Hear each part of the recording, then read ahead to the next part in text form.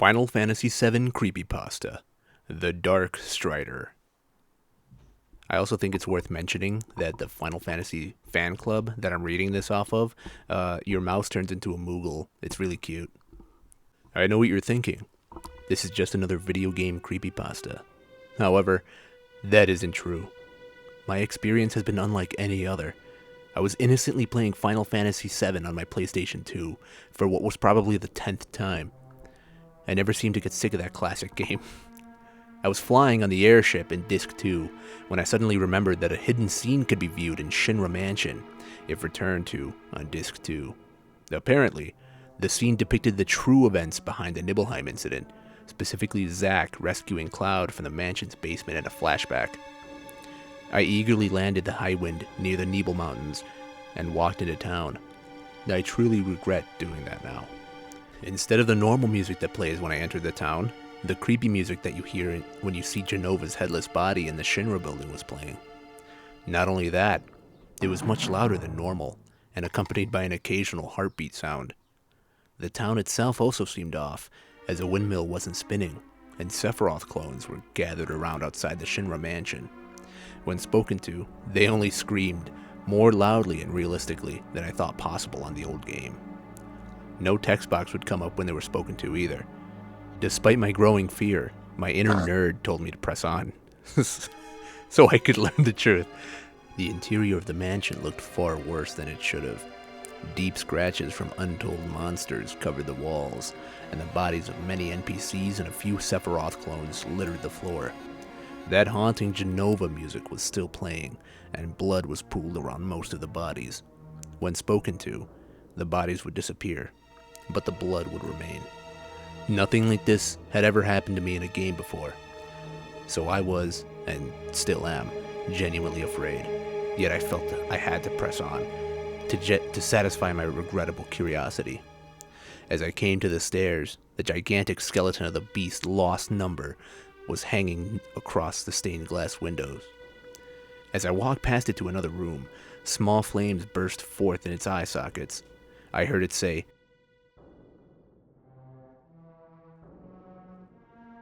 in a terrible, low growling voice. It then laughed a terrible, guttural yowl. Then its bones collapsed, leaving nothing but white dust. I nearly shut the game off then and there, since there was no voice acting in the game, and the graphics were becoming increasingly realistic. Foolishly, I swallowed my fear and descended the spiral staircase into the basement of the mansion. In the dark earthen passageway leading to the lab, I knew instinctively that dark things were afoot here. Unfortunately, I was correct. As I walked past the room where I found Vincent earlier, I saw that the door was made bones now. They looked like the bones from guardhounds, they almost looked like the bones from guardhounds, as the signature tentacle was present among the bones. Luckily, Vincent was not in my party at the time. I shudder to think of what would have occurred if he had been. The Genova music was still blasting away, and the heartbeat was becoming increasingly common. As I reached the lab, an FMV began to play, but not the one I came to see. It showed Hojo in FMV form, performing a terrible experiment of some sort. There was a body on the operating table, but not Vincent's like it had really been. Instead, a gargantuan fusion of beast and what had once been a man lay on the table. It was at least 10 feet tall, probably more, and had pupilless, red eyes staring into oblivion. Its mouth was open in a snarl, revealing long, yellowed fangs. It also appeared to have four large, thick black furred arms, all lying in different directions. Words appeared on the bottom of the screen in blood red, showing that Hojo was talking to himself. His next quotes are paraphrased, as I do not remember them exactly. He said, "That wretched lost number was a miserable failure, but that, of course, is due to the use of inferior specimens. If only that ancient girl hadn't escaped along with Red 13. No matter. When this is finished, the world will know true terror and fall under my absolute dominion." He then laughed in that horrible, nasally voice of his, and stick some type of pitch dark materia in the beast's chest. but I can tell it's not the black materia. The materia begins to glow blood red, and the operating wounds close on the beast. The FMV ends, and Hojo turns around to see the party. I nearly jump out of my skin when he starts talking out loud. "Ah, my pitiable test subjects are finally here," said Hojo in his whiny voice.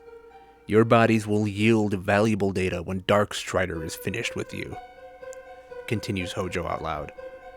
Finally, he said, "And now, Cloud, you shall learn the true fell power of the dark." At this instant, the basement became very dark, and Hojo disappeared from view. I saw 2 adjacent red orbs come into view before vanishing into black mist. At this point, I was absolutely terrified, and I made Cloud run for the stairs as fast as he could go, but he seemed to be in slow motion. As I was about to reach the long spiral staircase, the Darkstrider materialized in front of me. The Darkstrider said in a demonic voice, "You cannot escape he who walks beyond the light." He then rushed towards Cloud and a battle ensued. Unfortunately, I continued to watch. A twisted, evil version of the boss battle theme began playing. Instead of the normal faces on the party, they all had a look of terrible fear on their faces that I had never seen before. The Darkstrider says, "You cannot perish here, Cloud. Join my dominion of the undead and suffer eternally." He then breathed a dark miasma of gases upon Cloud. It did 9,999 damage to him, but he didn't die. His face took on a skeletal look, and parts of my body crumbled away to reveal 2 detailed organs, including a still pulsating heart. Cloud immediately attacked Barrett and Tifa, who simply die, albeit with blood-curdling screams and moans.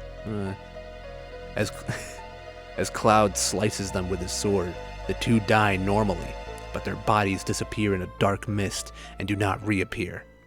Cloud's large sword also has a copious amount of blood on it, as well as looking sharper than normal. The battle ends, but the victory music doesn't play, and Cloud doesn't do his victory pose. When the screen returns to normal, the Darkstrider begins to approach Zombie Cloud. I watched transfixed with horror, horrendously afraid at what he would do. That's when something unexpected happened. A somewhat realistic version of Genova Synthesis flew down the stairs and tackled the Darkstrider. I was so shocked I dropped the controller, and Zombie Cloud moved on his own and left the mansion without issue. While Genova and the Darkstrider were duking it out. However, just before Zombie Cloud left Nibelheim, Genova Synthesis came out of the mansion and devoured Cloud's still beating heart. Cloud immediately collapsed, and the screen went black. I was dearly wishing for the game to end at this point, but I received something far worse. Instead of the game over screen, my eyes are met with a seemingly post-apocalyptic world in FMV format. Midgar lies in ruins with terrible beasts twisted by Mako roam the charred husk of the former city. All 5 weapons roam the world, each taking its own territory and fighting others to defend it. Far different than their original intention. Diamond Weapon rules the eastern continent, Ruby Weapon western continent, and Ultima Weapon the northern continent. Emerald Weapon and Sapphire Weapon rule the seas. All bear terrible battle scars, and their bodies partially bloodstained. Oddly, the heads of some of the important characters appear to be impaled on their spikes, including Sid, Rufus, and Sung, all eyeless and scarred. I wanted to look away and leave long before, but some unseen force seemed to glue me to the chair. Also, Sephiroth is shown crystallized in Mako at the northern crater, with Genova nearby. Finally, what appears to be the spirit of the Darkstrider appears near the ruins of Nibelheim, but only at night. Lastly, a view of the planet is shown with the words, "The world fell to ruin, and now you shall perish with it." Then, there is nothing but static accompanied by screams. I immediately unplugged the PS2 and ran to my room to escape the nightmarish ordeal. I haven't been able to turn on the game since then, nor have I ever figured out what caused the strange happenings. All I know is that 2 red orbs will spontaneously appear in the darkness every once in a while, before disappearing a few seconds later. In fact, I think they're watching you now. That was fun. That was a fun one. If you have any suggestions for a creepypasta that you would like me to read, drop them in the comments down below. Alright, see ya. ようほで